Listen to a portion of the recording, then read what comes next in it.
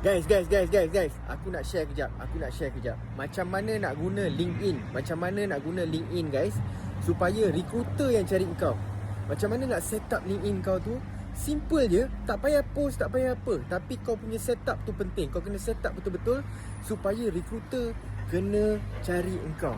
Kau jangan lupa, recruiter diorang ni employer juga. So bila bos diorang dah mencari orang, dah lama sangat tak dapat isi vacancy tu, diorang pun menjajah lah akan cari dekat LinkedIn.